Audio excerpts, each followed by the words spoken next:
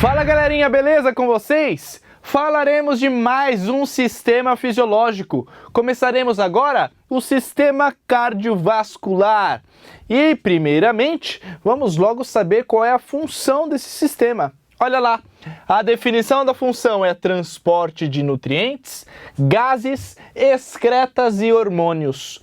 Ou seja, pessoal, o sistema fisiológico cardiovascular nada mais, nada menos que faz a circulação de tudo que tem que passar no nosso corpo. Sejam coisas que tem que passar para todos os nossos corpos, para todas as regiões dos nossos órgãos, para serem nutridos, ou seja, a gente acabou de se alimentar, deu aquele almoço gostoso. Os nutrientes têm que passar para todos os órgãos, são passados através do sistema cardiovascular. Os gases, acabamos de respirar o O2, que precisa oxigenar todas as células para fazer respiração celular, por exemplo. Esse transporte de O2 é feito pelo sistema cardiovascular. Assim como o CO2, que a gente elimina na respiração, também passa pelo sistema cardiovascular antes de chegar aos pulmões para ser eliminado. Assim como os excretas, antes de chegarem aos rins, sistema excretor, também passam pelo sistema de cardiovascular para serem eliminados. Os hormônios, ou seja, ligação com o sistema endócrino, a gente tem liberação desses hormônios nos vasos sanguíneos. Vasos sanguíneos? O que é isso?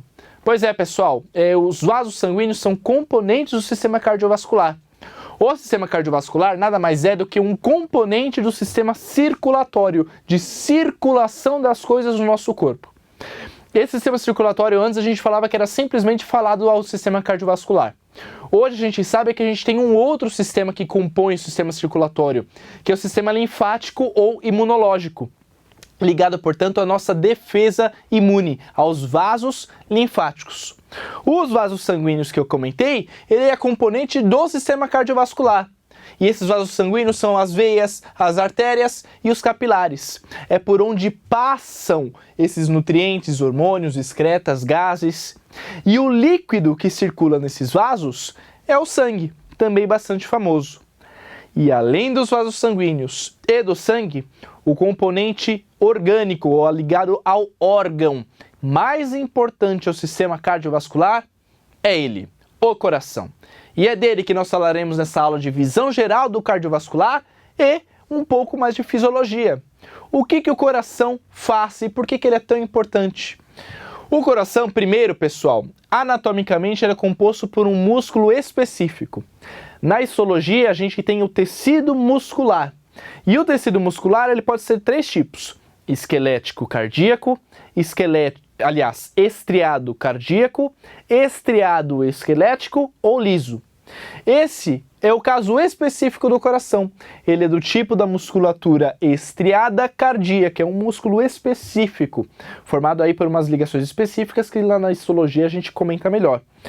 O músculo, esse órgão do coração, ele é formado por três camadas musculares.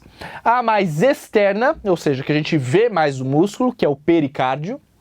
A do meinho, que é chamada de miocárdio. E a mais interna, por onde ele está em contato, por exemplo, com o sangue circulante, que é o endocárdio. E essas camadas, pessoal, delimitam regiões de câmaras no coração. Ou seja, o coração possui câmaras e dentro dessas câmaras é onde passa o sangue para o coração fazer a sua principal função, que é bombear este sangue para todo o nosso organismo. Percebeu então a relação entre esses três componentes? O coração bombeia o sangue que passa dentro dele para vasos sanguíneos que vão percorrer o nosso corpo inteiro. Essa é a importância, portanto, do coração, bombear o sangue. E essas câmaras que a gente vai ver lá em sistema na parte de circulação do sangue pelo coração, a gente vai ver que essas câmaras são formadas por átrios e ventrículos, e a cada contração do coração, que a gente chama de sístoles, ou relaxamento do coração, que a gente chama de diástoles, a gente tem a passagem desse sangue por um lado para outro. E essa importância dessa contração, pessoal, deve-se a um estímulo elétrico. E aí você pensa, sistema nervoso, só que não no caso do coração.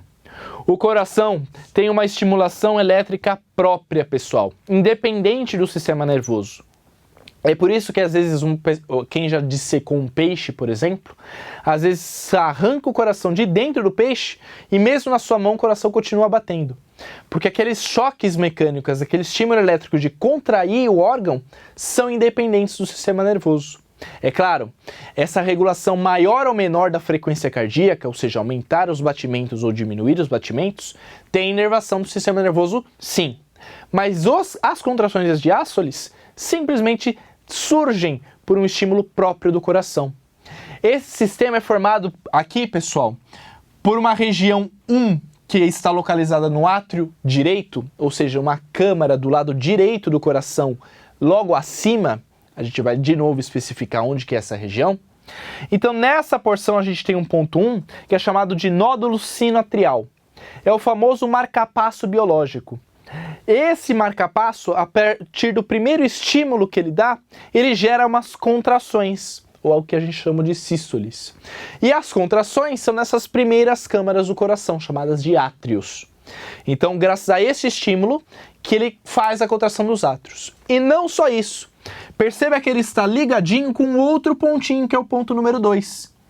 Esse estímulo inicial dado pelo sinoatrial faz uma irradiação a esse outro nódulo, que é o nódulo átrio-ventricular.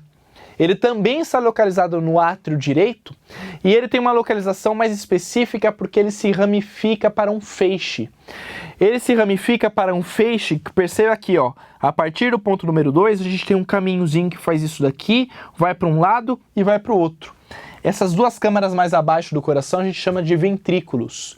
E, portanto, a partir do estímulo número 1 para o número 2, o número 2 começa a irradiar para a região do coração final, dessas porções mais abaixo do coração, para fazer a contração também.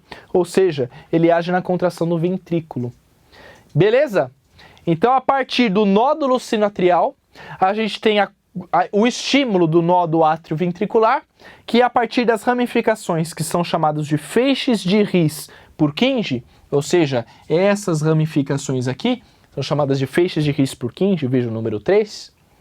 Esse estímulo consegue fazer com que haja a contração do coração para ele fazer a sua função, bombear o sangue. E olha que coisa interessante, apesar de passar sangue dentro do coração e esse sangue é bombeado, esse sangue que está dentro do coração não irriga o próprio coração. O coração é um órgão e ele precisa ser irrigado, mas esse sangue que passa dentro do coração não o irriga. Ele primeiro precisa se ramificar. Então depois que o sangue é bombeado do coração, ele se ramifica para artérias que irrigam o coração, que são as famosas artérias coronárias, que apesar de eu ter apagado aqui com o braço, elas estão aqui, ó. Artérias coronárias. Essas artérias coronárias, pessoal, que são vasinhos que se ramificam aqui na porção mais externa, entre pericárdio e miocárdio, é que irrigam realmente o coração.